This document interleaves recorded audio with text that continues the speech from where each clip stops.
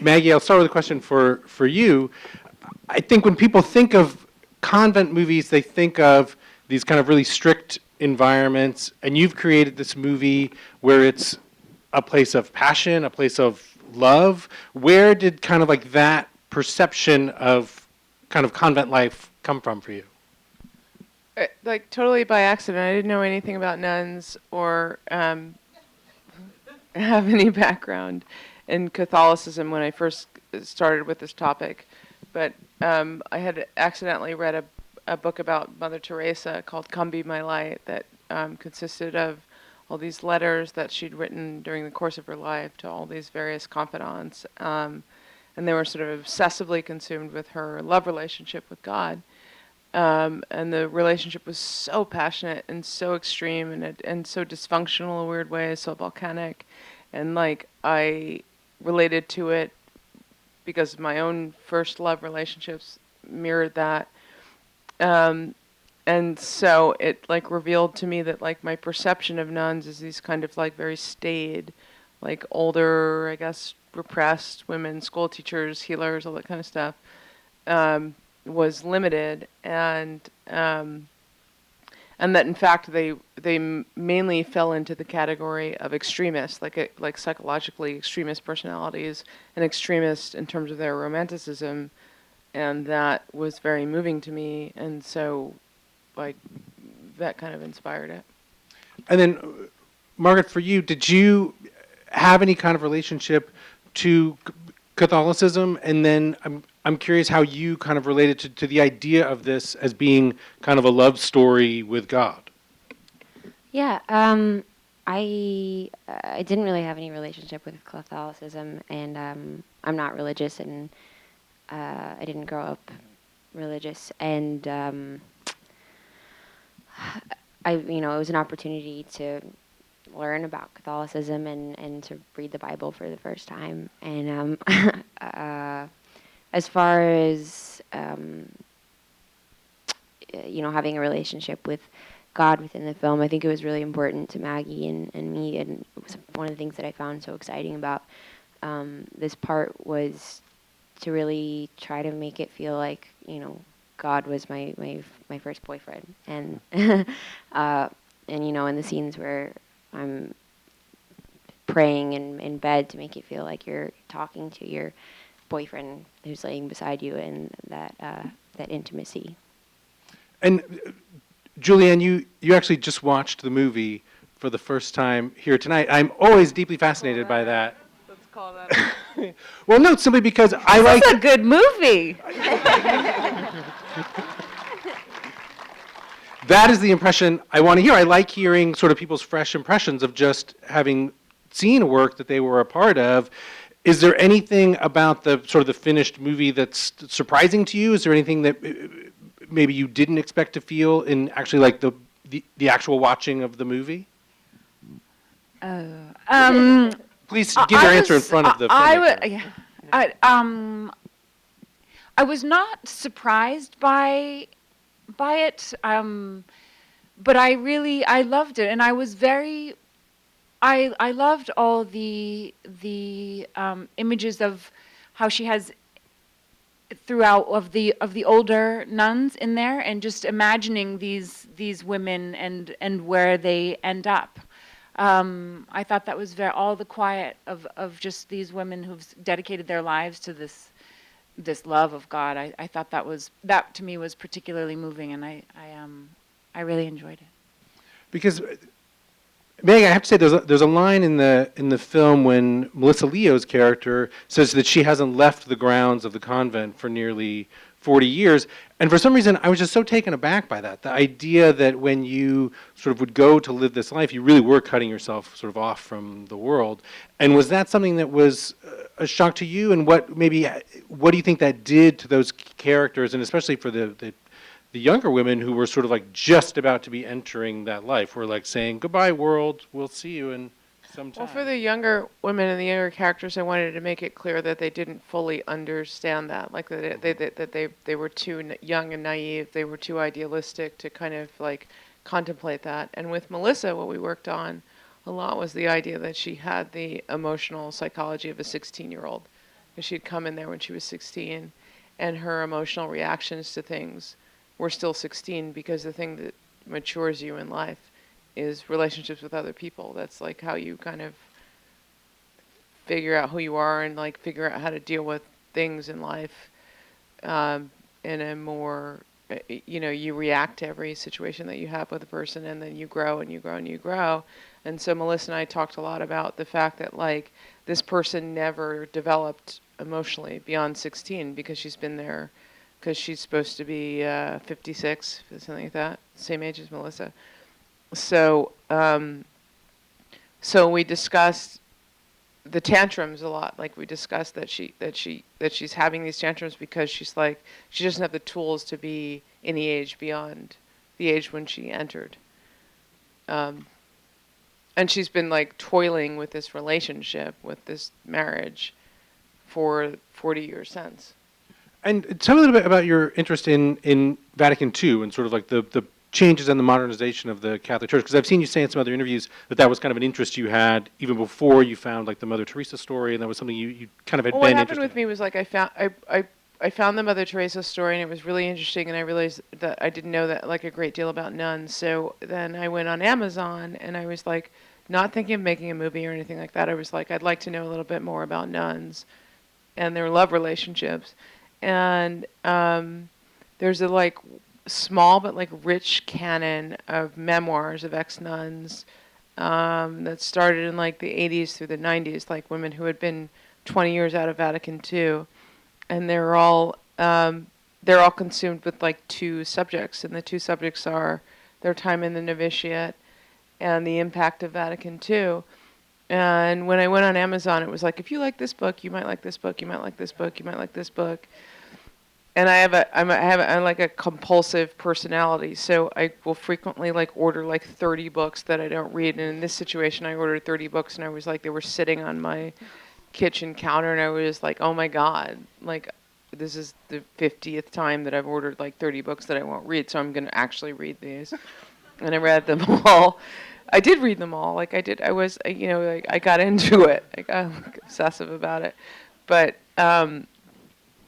Vatican II, if you were researching the subject of nuns, Vatican II is it. Like Vatican II is everything that came up constantly. And I remember when I was first looking for books to buy, because I was like, naively, I was like, oh, I don't want to buy all of them, so let me just like find a couple that are interesting.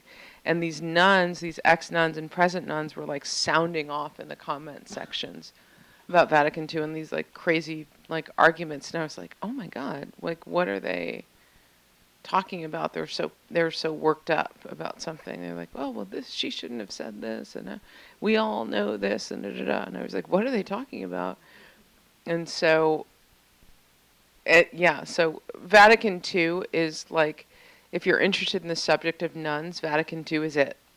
But was it difficult to kind of work that into whatever story you were kind of working on for the nuns? Because I'm very interested in Melissa Leo's kind of reaction to it, the way she tries to refuse it, and it's almost like saying, I'm just not going to acknowledge the future. Like I'm not going to let it happen. And was it difficult for you to sort of like work the Vatican II ideas into the sort of nun story, or like that was? No, it's the first thing I did. The first thing I did was I spent like a couple weeks writing a stream of consciousness in the head and voice, like for no reason. I didn't think I was going to make a movie. I'd read the Mother Teresa stuff, and I was really interested in the idea of like a woman getting a divorce, a woman in a divorce situation. I had friends who were getting divorces, and they were like so crippling and like so awful, and like they felt such a feeling of failure. And so it was like about this woman who's like in her 50s. It was like this kind of like diary entries of this woman who's in her 50s, and her man, God, is like leaving. Her husband is leaving, and it was just like writing like from someone else's voice, and she's like falling apart. And the biggest problem, or one of the biggest problems, is the fact that like she has to go in front of this whole convent and be the voice of God, who's her husband, but her husband's like out the door. So it was kind of like a story about divorce. The first thing I wrote was like a story about divorce because I just had a bunch of girlfriends that were getting divorced at the time that I was writing it. And it was like a story about divorce and a weird sense of failure that seemed inappropriate to me because I didn't think my friends deserved to feel the sense of failure about it. But she's feeling the sense of failure, but at the same time she has to go in front of these other girls. Like people have to kind of, whatever, and like say like, God told me that, I'm the voice of God, blah, blah, blah. And it's like in the back of her mind, she's like, my man is not present. So my relationship is not real. So. And Julianne, I'm so taken with the fact that your character, she's this very sort of loving and protective mother, but there's this twist, and then normally you would think that a mother would like want their daughter to stay home and be studying the Bible, but in this case you're sort of like trying to get her like out into the world and have her not do that. And did you find that sort of depiction of like a sort of unusual kind of motherly love like interesting? Yeah, I found Nora really interesting to be that type of woman in that time. She has a divorce in the 60s. Like that didn't happen. And to be a single mother and raising her child, it was a very different experience then. And I really liked her strength and independence and confidence in what she thought for herself and for her daughter. And I liked that she was encouraging her to go out and try things other than what she was wanting to pursue.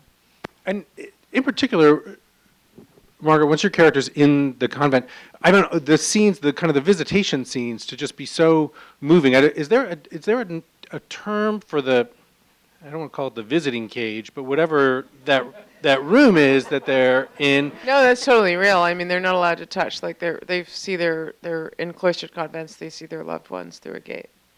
And it's the term. I don't know. Did we end up with the line in it? Yeah, I think we did. It was like it's a symbol of our enclosure. It's a part of their enclosure. But Margaret, maybe tell me a little bit about that scene in particular. There's just something really painful and moving about that scene for the both of you. And what was it like for you to perform? Well, I didn't have that many scenes. I didn't have that many scenes with Julianne, and that was one of the ones I did have, obviously. And I was really excited to have it just because I think she's so talented, and I think that scene is touching, and it's really just a testament to her because she's like so awesome to work with and such a great listener and so alive and in it. So yeah, it was a really fun day. And Julianne, is a scene like that difficult because of the fact that there is so much that's going unspoken, that it seems like there's a lot that your character is kind of not saying to her in those moments, and is that something that's kind of difficult to convey?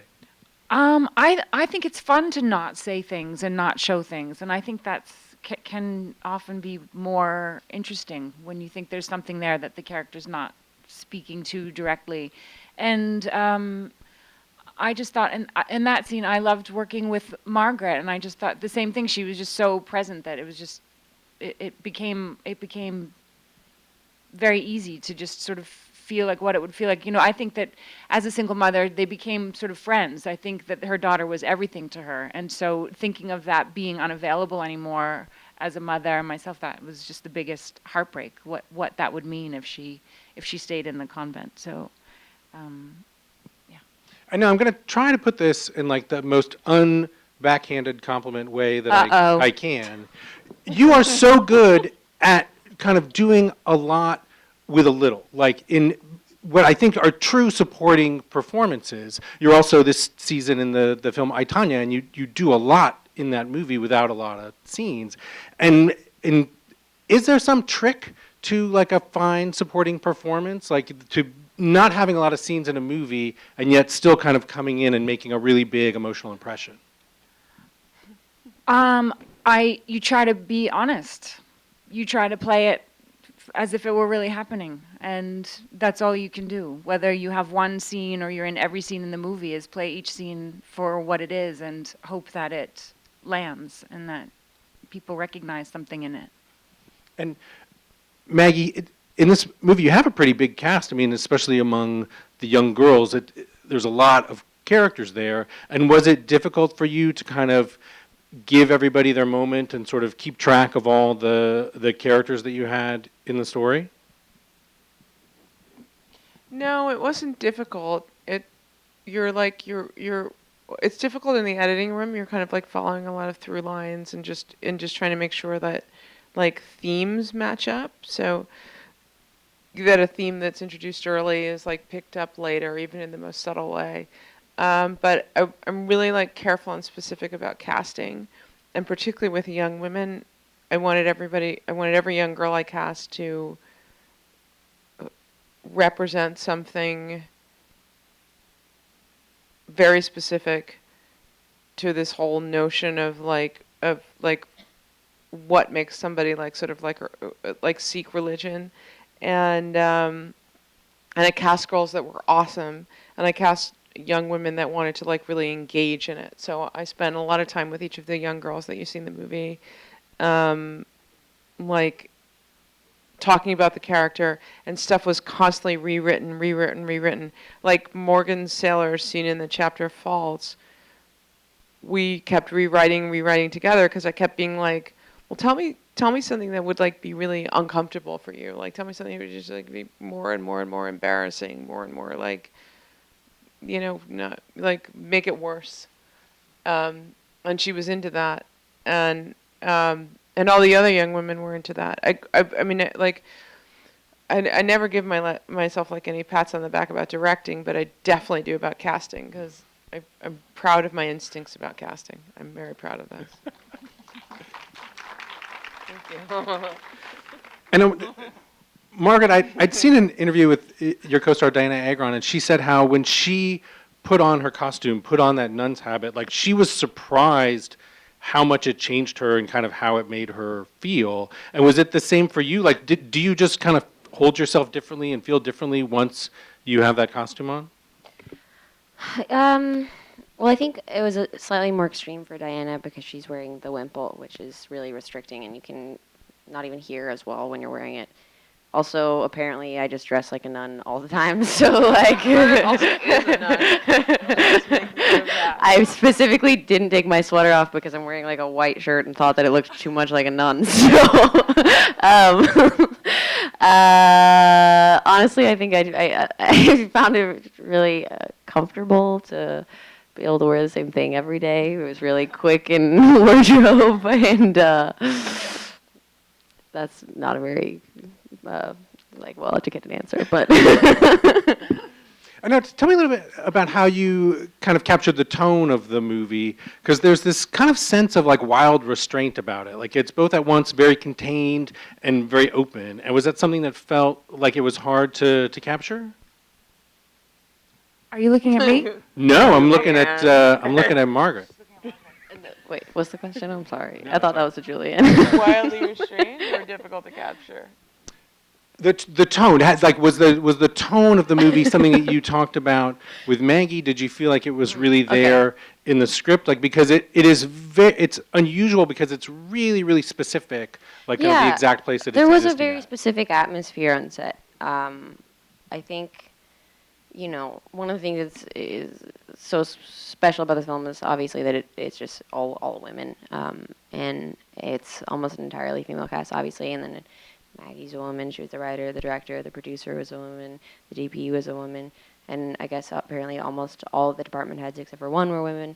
So that kind of shifts energy, I think, without anyone having to try to, or maybe not even notice it first, but subconsciously things just do feel different. I don't really know if that answers your question, but.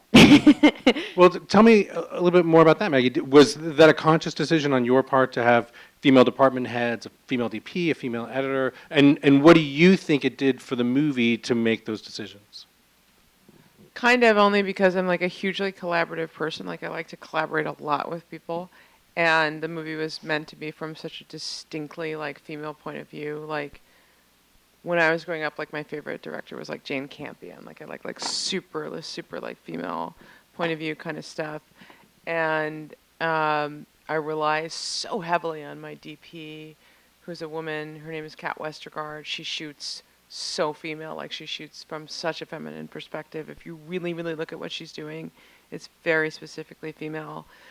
I rely so much on the actors for a female perspective. I mean, it's like, it's only like, it's one point of view in like a million movies that'll come out this year. Like there, you know, like everybody can have a different point of view, but like this was a story that like seemed, I actually like, it's funny because I remember reading, like I love Ayn Rand, and Ayn Rand is described as somebody who can write male characters like as if she was a man. Like The Fountainhead is written like that Howard Rourke character is like, how did that woman write a man from a man's perspective? I could never do that. Like I have no interest in doing it.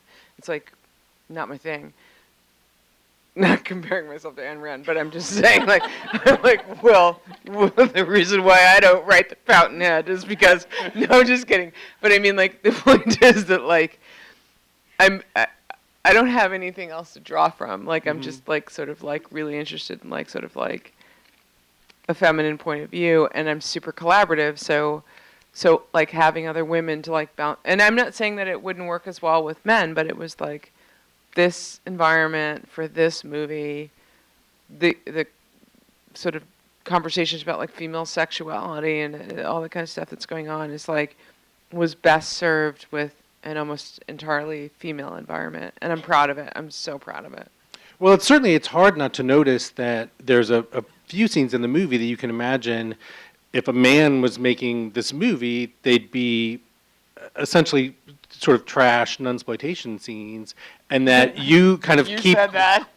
and you keep them in a much more kind of emotionally grounded place where there still is a certain sensuality to them, but they never kind of go to like that trashy place that you could imagine. Well, that I'd rather like see it from the perspective of like if I was inside of it, like if it's a masturbation scene, for example, like I'd rather see it from like how uncomfortable I feel doing that as opposed to like whatever the gaze is looking at it, or like if there's nudity or if there's sexuality or something like that. I'd rather like think about it from like if I'm inside that, like if I'm in that moment and like I have discomfort about myself in that moment, it's a different perspective, kind of.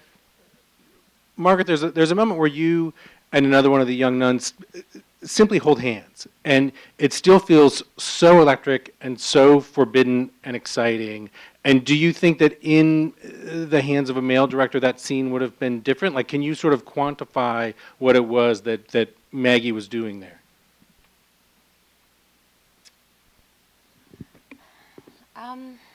Yeah, I mean, I think innately every single choice would have been different. And I think Maggie has an overwhelmingly female, energy to her and perspective, kind of like she was talking about. I don't know exactly like what would have been the result of having a man direct that scene, but I think, I don't know, there's something really beautifully intuitive about the way that Maggie communicates and directs, and it's like it's kind of hard to explain, but the I don't know, it's just really specific and unique to her as well. So I think it would have been different with any other woman too, But And Julianne, you have kind of a big showdown scene with Melissa Leo that's really explosive. And can you just tell me a little bit kind of about shooting that scene and what it was like between the two of you? Because she really seems very fearsome in this movie, and I'm just wondering what it was like. And in life. She's an intense lady. But I was excited. I mean, I had met her and she was very nice, and I feel like I've been doing it long enough that I did not feel scared. I felt excited to be working with such a wonderful actor, and it was great. I don't think we did it many No, I actually times. like, specifically recall that like it was the first scene that she shot. Like she showed up like 2 or 3 Me? weeks. That I shot? You. Oh, No, yeah. it was the first scene that you came and shot because my dad was there. I remember all Yeah. that. And like I remember Was that my asking- first scene? Yeah, and I remember asking Julianne. We had dinner with like kind of like with Margaret the night before, and I remember asking her like I was like, Melissa said she'd be available for rehearsal. Do you want to rehearse? After, because she just arrived in Nashville and was doing like costume fittings and stuff, and we could have fit in a rehearsal that afternoon. And you specifically said, like, no, I wanna. The scene will be better served if I kind of am like intimidated, but also don't know who this person is. Like, you seem to specifically not want to have any familiarity with her going into that. Sounds like me. Great. Well, please, everyone join me in thanking our guests tonight, Maggie Betts, Margaret Qualley, and Julianne Nicholson with Novitiate.